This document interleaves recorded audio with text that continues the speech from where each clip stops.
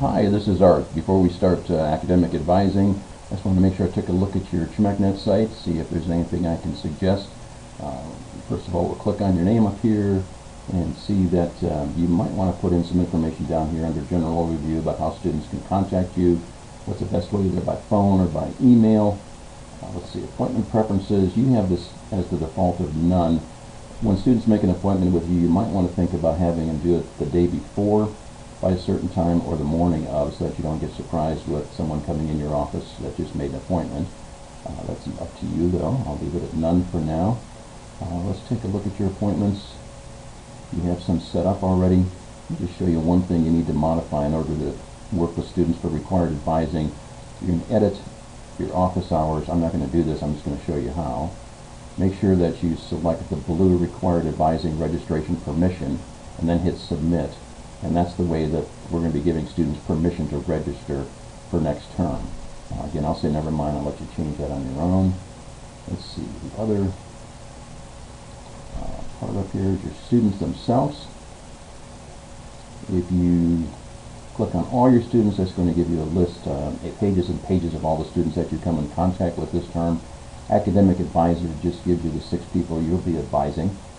If you look at an individual student, and I just did this morning before a student came in to see me, I can look and make sure they have their placement scores there, what courses they're taking. It shows if they've dropped any courses by scrolling up and down there, obviously. Meetings, they had a meeting with Jeffrey Howard, and at that meeting on the notes, let's see what Jeffrey told them. This is exactly, he discussed if he's ready for 231, 233, placement testing and so on, and send a note to the student. So this is where you can you put a note into the student's file if you like right there. But what we're going to be doing is inviting them to come talk to us. And the easiest way to do that, we've kind of automated this process, is to select all of them by clicking up here and then create a to-do for them. And when you click on that, you'll see that there's a couple in here. You're going to pick the second one, which is a template, and schedule an appointment with your advisor for required advising. Give them a due date of sometime in the next couple of weeks or the end of February, probably at the latest. I'll let you go ahead and do this. And then once you hit save, this sends the student an email with this information and this link tells them how to go into TRMACnet and make an appointment with you. It also sends you a copy of the email saying that you sent this to the student.